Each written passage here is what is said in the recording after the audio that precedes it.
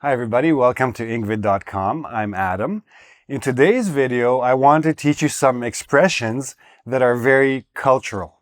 So if you're a non-native English speaker and you've never lived in an English-speaking country, these expressions might be very difficult for you to guess. Even in context, a lot of these will not make any sense because you don't know what they're referring to, right? So these expressions I'm going to teach you, somebody has to basically teach you what they mean. You can't really guess them, and some of them you won't even be able to look up in a dictionary as far as I know. So we're going to start with this one, for example. Bob's your uncle. Now, people use this expression quite often. It doesn't actually mean anything. Bob's your uncle is just a person who's your mother's brother or father's brother, etc. What it means is that's it. So you're going to do A, B, C, and then Bob's your uncle. It means that's the end of the story. It's as simple as that. That's it. Finished. Now, I hope everybody understood where I made the stop there. Somebody explains something to you, how to do something or what the situation is. And then they say, okay, and Bob's your uncle. So do this, do that. And Bob's your uncle. It means you're done. It's finished. That's it. That's what this expression means. Why this expression exists, I don't know. Why do people use it? I really don't know, but they do. And if you're going to hear it and you're going to go, Bob's not my uncle. My uncle is Jack. Who's Bob, right? Like you're thinking it's a little bit strange. I'm sure it's not Jack either, but you know what I mean. Bite the bullet. We're going to go to the next one. Bite the bullet. So a bullet is the thing that you put into a gun to shoot things or shoot people. To bite the bullet means basically take the pain, take the responsibility, take the negative of whatever situation.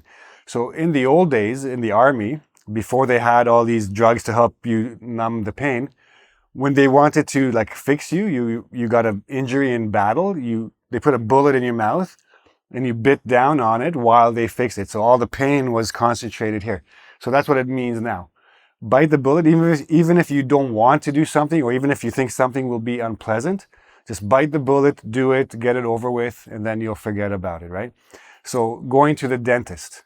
I don't want to go to the dentist, but I have a cavity. So I'll just bite the bullet, get it fixed, and go on from there. My boss wants me to work on the weekend.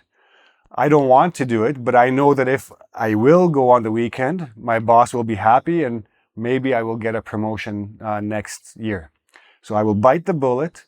I will give up my cottage meeting with my friends and I will go to work and get some reward out of it. So that's bite the bullet. Accept something.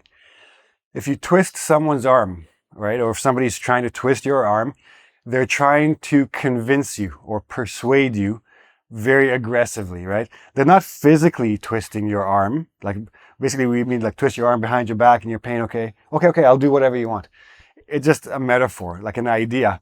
They're doing something in a way that you can't really say no. Often people say, okay, here, twist my arm.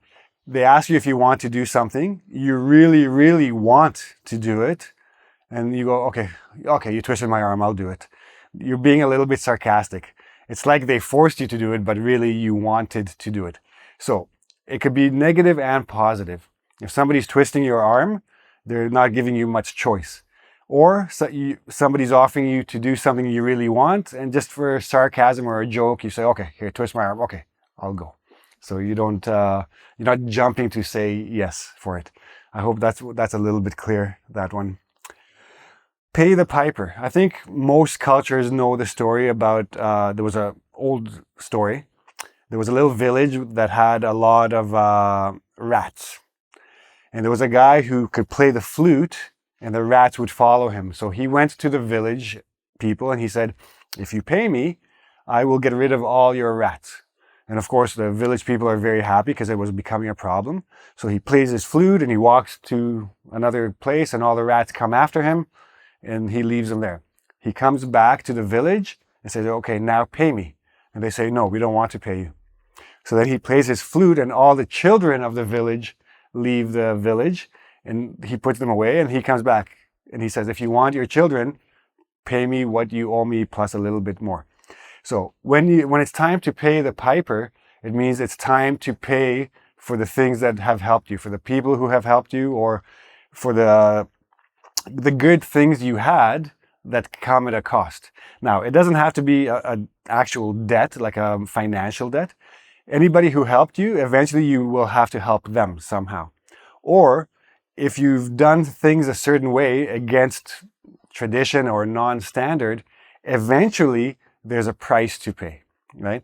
So if you didn't go to school and you didn't study and you didn't work and you just went backpacking around the world, eventually you're going to come back to society, and that's when it's time to pay the piper. Then you're going to have to get a job, entry-level job. Maybe you're in your 30s or 40s, but you didn't do it the proper way before.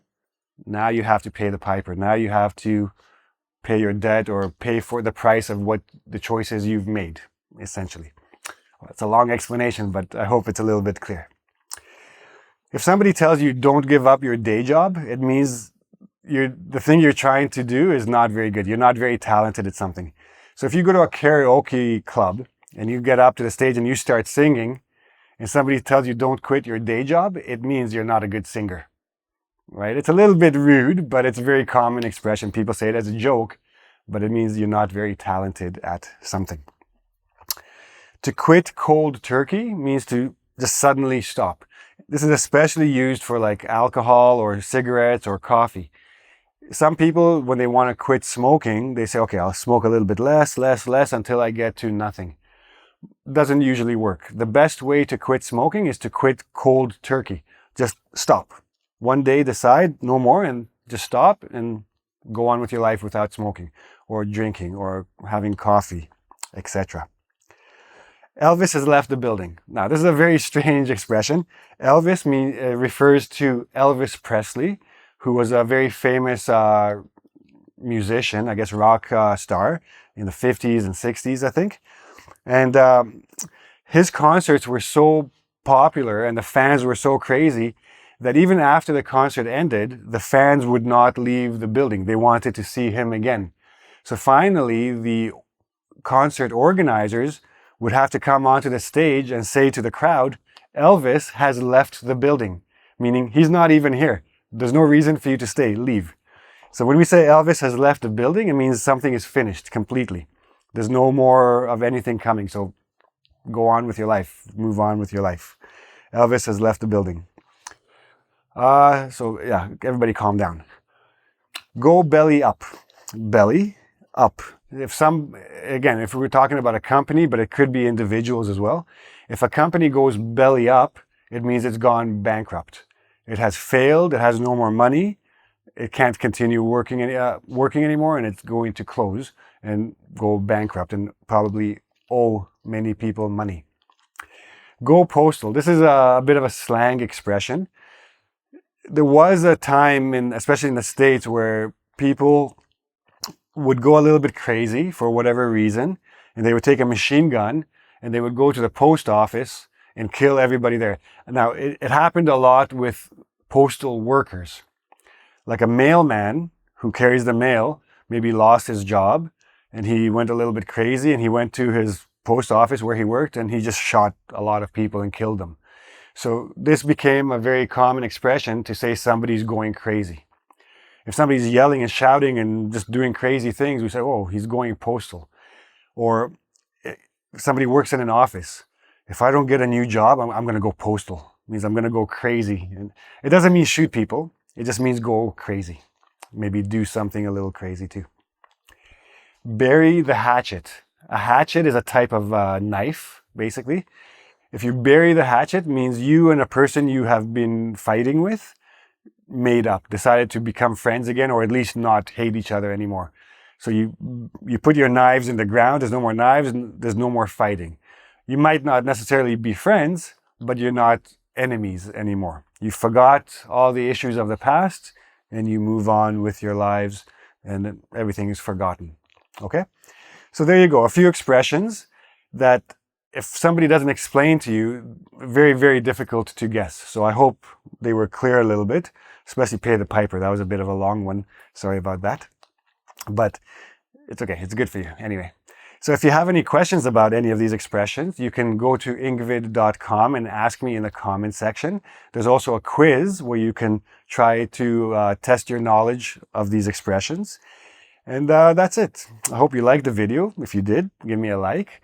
Don't forget to subscribe to my channel and ring the bell there if you want to get notifications of future videos. And come back soon, and hopefully we can do this again soon. See you then. Bye-bye.